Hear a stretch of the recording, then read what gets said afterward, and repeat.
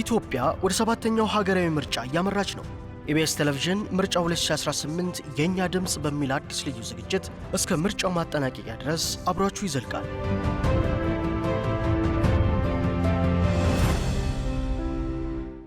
ጤና ይስጥልን ክቡራትና ክቡራን ተመልካቾቻችን፣ ዛሬ የመጀመሪያው ክፍላችንን ስንጀምር በቀጥታ ወደ አደባባይ ነው የምንወጣው። በዝግጅት ክፍላችን በአዲስ አበባ የተለያዩ ክፍሎች ተንቀሳቅሰን የጉዳዩ ባለቤት የሆነውን መራጩ ሕዝብ ስለ ምርጫው ምን ይላል ብለን እንጠይቃለን። የምርጫ ቦርድስ በምዝገባ ሂደት ላይ ምን አዲስ መረጃ አለው? ከቆይታዎች በኋላ ደግሞ በቀጣይ ሳምንታት በስቱዲያችን የምናስተናግዳቸውን የፖለቲካ ፓርቲዎች እናስተዋውቃቸዋለን። እንግዲህ ትኩረታችን በመላው ሀገሪቱ የተጀመረው የመራጮች ምዝገባ ላይ ይሆናል። አብራችሁን ቆዩ።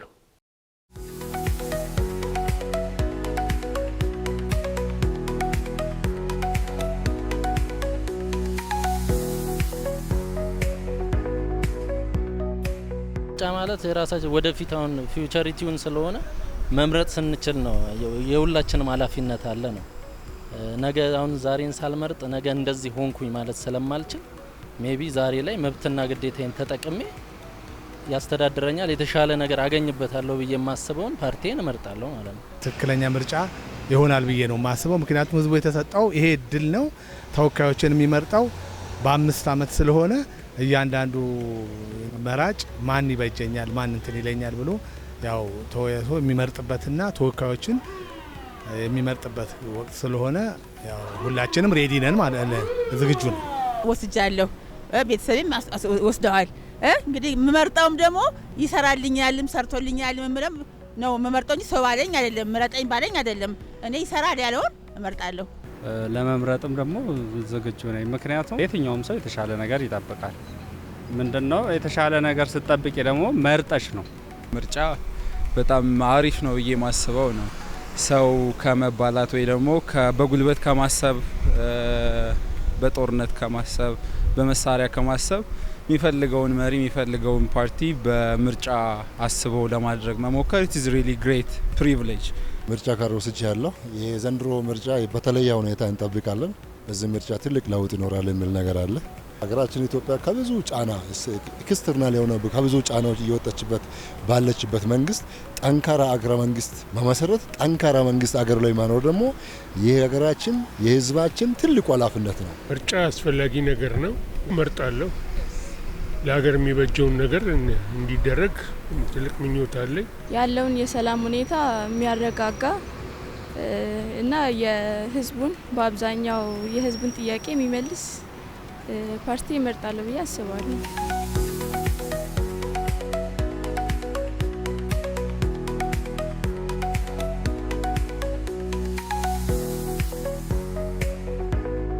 ብዙ ጥያቄዎች አሉ።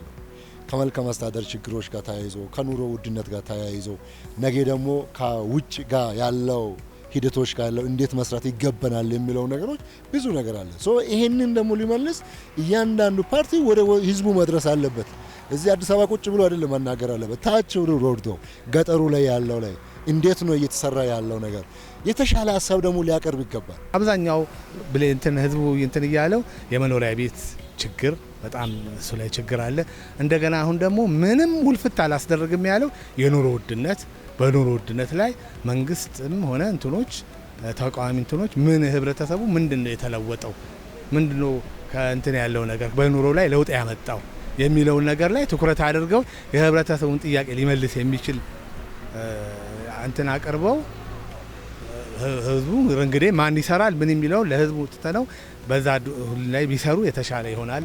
የተሻለ ሀገር እንዲኖረኝ ፈልጋለሁ። የተሻለ አስተዳደር እንዲኖረኝ ፈልጋለሁ። ዘመናዊ ነገር ፈልጋለሁ።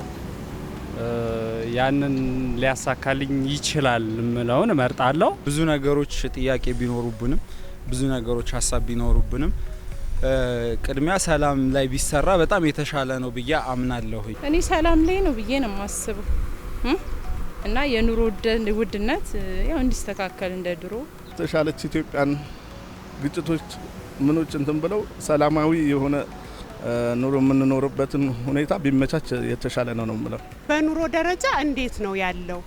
ይሄንን እኔ እንደ ሀሳብ ነዋሪዎቹንም ቢያይልን ደስ ይለናል። ዘይት 2200 ብር እየገዛን በቃ የተለየ ነው የመጣብን። ለወጣቱ የሥራ እድል ምናምን ቢመቻች አለ ሰው ተምሩ ስራ ያጣሱ አለ ብዙ እና እሷን ፓርት ላይ ቢሰራ አሪፍ ነው እላለሁ።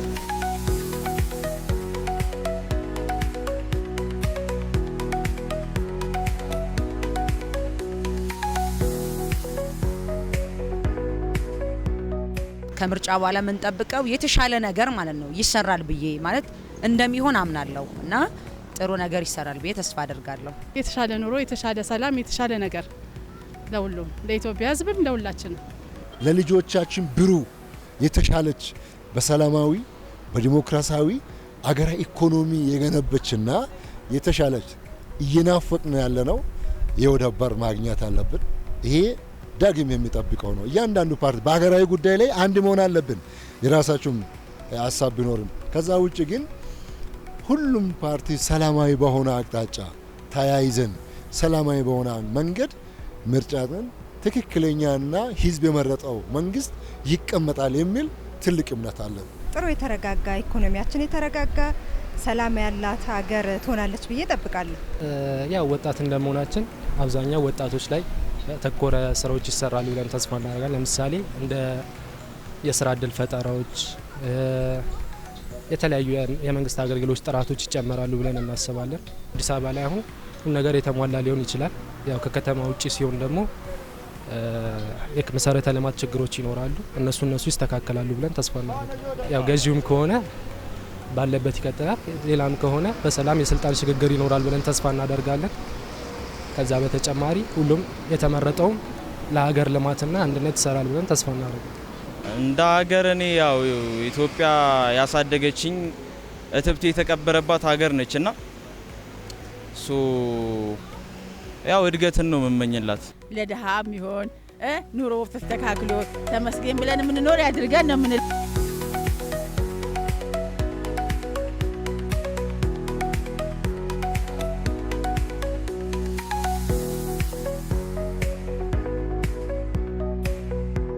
ምርጫ በኋላ ከመጸጸት ያድናል። እያንዳንዱ ሰው እያንዳንዱ ካርድ የራሱ ኃይል አለው፣ የራሱ እንትን አለው። በራሱ ካርድ ራሱ ነው የሚወስነው ሰው።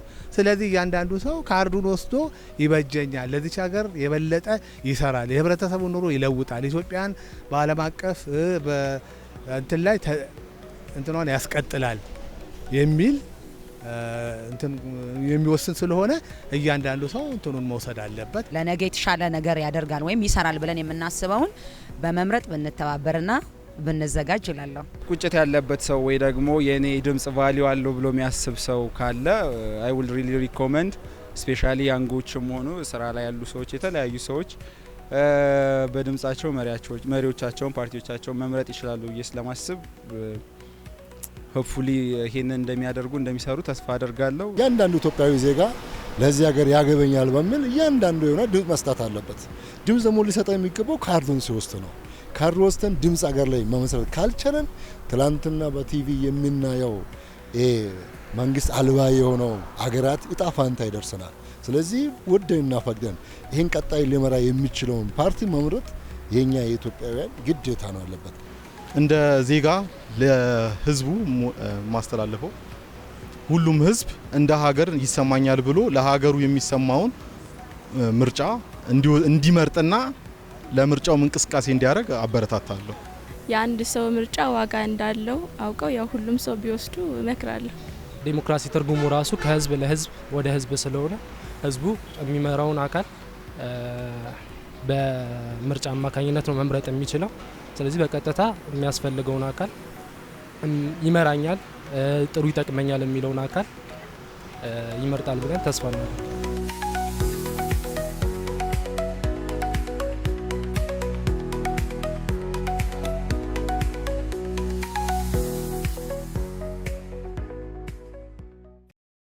ተመልካቾቻችን በተለያዩ የአዲስ አበባ ስፍራዎች ተዘዋውረን ያነጋገርናቸውን ዜጎች የሰጧቸውን አስተያየቶች ነበር የሰማችሁት። በዚሁ ወደ ምርጫ ቦርድ እናምራ። እንደ ምርጫ ቦርድ መረጃ ከሆነ የመራጮች ምዝገባ የጊዜ ሰሌዳ እስከ መጋቢት 28 የሚቆይ ነው የሚሆነው። ዝግጅት ክፍላችን ወደ ቦርዱ ጎራ ብሎ ሂደቱንና የምዝገባ አካሄዱ ምን ይመስላል የሚለውን ለመረዳት ሞክረዋል። ወደዚያው እንለፍ።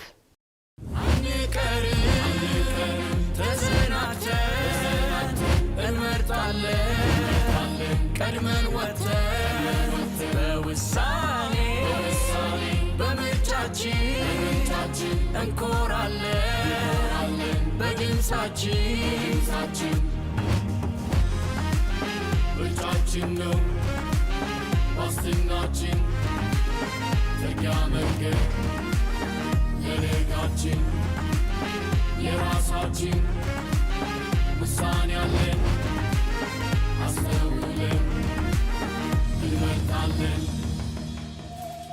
ተመልካቾቻችን እየተከታተላችሁ የምትገኙት የኢቢኤስ 2018 የምርጫ ልዩ ዘገባችንን ነው። ምርጫ 2018 የኛ ድምጽ ይቀጥላል። እንደሰማችሁት ይህ የመራጮች ምዝገባ የ1 ወር ጊዜ ነው ያለው።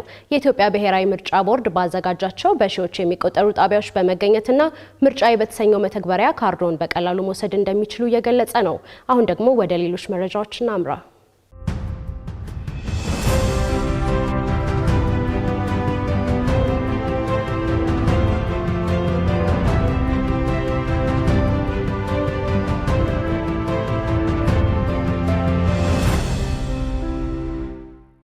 በዚህ ፕሮግራማችን ተከታታይ ክፍሎች ጥያቄ አቅርበን ፈቃደኞች ከሆኑልን ተፎካካሪ ፓርቲዎች ውስጥ 8 ፓርቲዎችን በስቱዲያችን አነጋግረናል።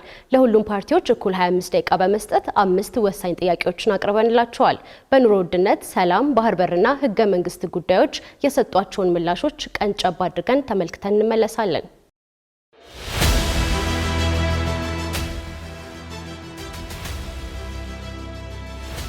የኛ ድምጽ የምርጫ 2018 ልዩ ዝግጅት። ተወዳዳሪ የፖለቲካ ፓርቲዎች ምን ይላሉ? ለኑሮ ውድነት፣ ለሰላምና ስለ ሀገራዊ ብሔራዊ ጥቅም ምን አማራጭ ሀሳብ ይዘው ቀርበዋል? ህገ መንግስቱ ከመግቢያው ጀምሮ ማሻሻያን የሚፈልጉ ጉዳዮች አሉ። ትግራይ ላይ የነበረው ጦርነት የዚህ ችግር ሰለባ ነው የሆነው። የነበሩት መንግስታትም ህገ መንግስቱ የሚነካው በመቃብራችን ላይ ነው የሚል አመለካከት ስለነበራቸው ሌሎች ወገኖች እንደሚሉት ህገ መንግስቱ ጥቅም ስለሌለው ተበጫጭቆ ተቀዶ መጣል አለበት የሚልም አቋም የለንም። ህገ መንግስቱ ላይ አንዲት ቃልም መነካት የለባትም የሚል አቋም የለንም። ለእያንዳንዱ ፓርቲዎች 5 ጥያቄዎች፣ 25 ደቂቃዎች። ኢትዮጵያ የባህር በር ያስፈልጋታል። የታሪክ ስህተት መቀልበስ አለበት ብለን ነው የምንለው። ህጋዊ ባልሆነ መንገድ የምናገኘው የባህር በር ህጋዊ አይሆንም። ማግኘት መብት አላት። በአዲሱ ልዩ ዝግጅታችን እነዚህንና ምርጫን የተመለከቱ መረጃዎችን ይዘን ወደ እናንተ እንቀርባለን። የኛ ድምጽ የ2018 ልዩ ዝግጅት ከመጋቢት 8 ቀን ጀምሮ በየዕለቱ ከምሽቱ 1 ሰዓት ላይ ይጠብቁ።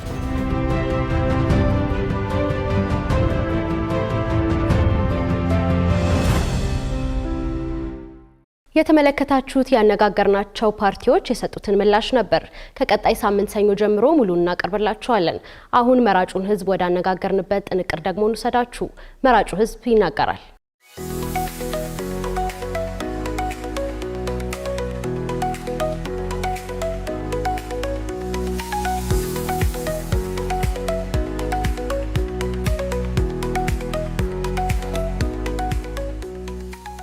የዘንድሮ ምርጫ በጣም ልዩ የሚያደርገው ነገር ብዙ ነገሮች አሉ። በፊት በኦንላይን የሚባል ነገር በእኛ ሀገር በተለምዶ አልታወቀም። አሁን ግን በጣም የሚገርማቸው ነገር በኦንላይን ተደርጎ በ3 አማራጭ ነው፣ እኔ ከገባኝ አንጻር ማለት ነው። በ3 አማራጭ ሲደረግ አንደኛው በታብሌት ፎርም ይሞላል፣ ሁለተኛ ደግሞ በናሽናል አይዲ ኤፍኤን ነበር የሚባል አለ፣ በሱ ገብቶ ይሞላል። ሶስተኛ ደግሞ ምርጫ ጣቢያ በመሄድ የሚሞላ ነው እና ይሄ ነገር ኢትዮጵያ ውስጥ እንኳን ሊታሰብ እንኳን ሊደረግ ታስቦም አይታወቅምና ያ ነገር ዛሬ ተደርጎ በማየታችን ልዩ ስሜት ውስጣችን ተፈጥሯልና ልዩ የሚያደርገው አንዱ ይሄ ነው።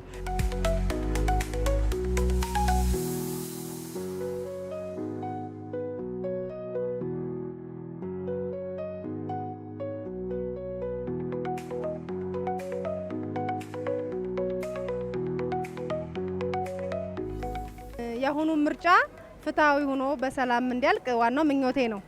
በሰላም አልቆ ማንኛውም ፓርቲ በምርጫው አሸናፊ የሆነው ፓርቲ ኑሮ ያለውን ግሽበታችንን ተረድቶ በደሞዛችን ስኬል ጋር ሊሄድ ስላልቻል ነው ያን ቢያስተካክልልን ምኞቴ ነው እና እሱ እንደ አንድ። ሌላው ነገር ደግሞ የስራ እድል በጣም ብዙ ተማሪዎች ተምረን ጨርሰን ብዙ ያላገኙ ጓደኞቻችን አሉ። አንዳንዱ የግልም የሚሰራ አለ ተምሮ እና የተማሩት ቢያንስ በተማሩት በእውቀታቸው የሆነ አሻራ እንዲያስቀምጡ ቢደረግ በጣም ደስ ይለኛል። ለወደፊት የሚመረጠው ፓርቲ ቢያሟላ ብዬ የማስበው እንደኔ ሀሳብ መጀመሪያ ያው እንደሚታወቀው የሀገሪቱ መረጋጋት ሰላም ነው። ስለዚህ ቅድሚያ ሊሰጠው የሚገባ ሰው በሰላም ወጥቶ እንዲገባ እንዲንቀሳቀስ በተለያየ አካባቢ ሄዶ ስራ ሰርቶ እንዲገባ ማድረግ ቢችል ሰላም በሁሉም ክልሎች ሰላም ቢሰፍን ባይ ነኝ መጀመሪያ። ሁለተኛ ደግሞ ለወጣቶች የስራ እድል ቢሰጥ የሴቶች መብት ነኝ እንደ ሴት እንዳንድ ወጣት እዚህ ሀገር ላይ በጣም ብዙ የምናያቸው ችግሮች አሉ። ከነዛ ችግሮች ውስጥ መደፈር፣ መገደል፣ የተለያዩ ጥቃቶች መድረስ ነው። ስለዚህ እዚህ ላይ ትኩረት ተሰጥቶ የሴቶች ጉዳይ በደንብ ቢሰራ ባይ ነኝ።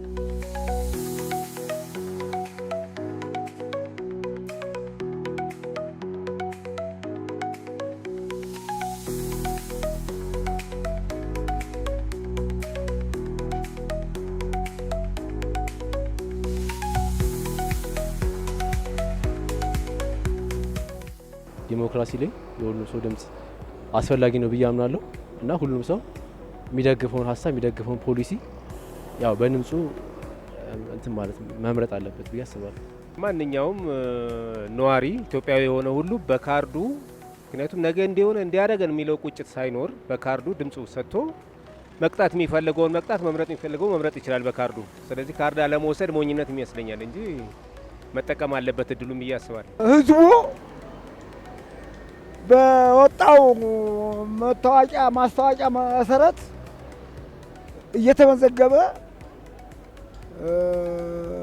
መቀመጥ አለበት። ወጣቶች እንግዲህ የወደፊት ተስፋችን የወደፊት ኢትዮጵያችንን እንትን ለማለት መምረጥ ይኖርብናል። እኛ አንድን አገር እንዲመራ ምን መርጠው ስንመዘገብ ነው።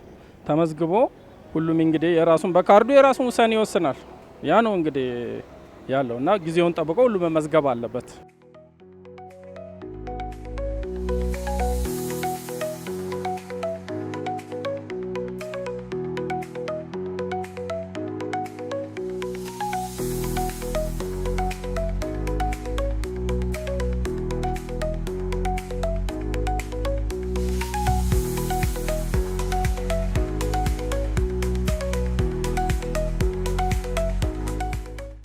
ምርጫ 2018 የኛ ድምጽ ልዩ ዝግጅታችን በየዕለቱ ከምሽቱ 1 ሰዓት ጀምሮ እስከ ምርጫው ቀን ወደ እናንተ ይደርሳል።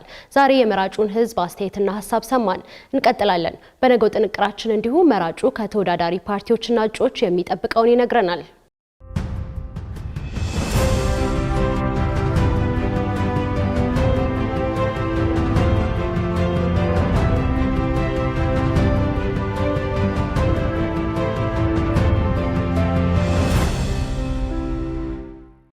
የተወደዳችሁ ተመልካቾቻችን የዛሬው ዝግጅታችን ይህንን ይመስል ነበር። ቀጥሎ ከምሽቱ 1 ሰዓት ተኩል ጀምሮ የሚቀርበው መደበኛ የአዲስ ነገር ዜና መጽሔታችን የቀኑን ዋና ዋና ክስተቶች ይዞላችሁ ይቀርባል። አብሬያችሁ የቆየሁት እኔ ሊያ ክብሮም ነበርኩ። መልካም ምሽት።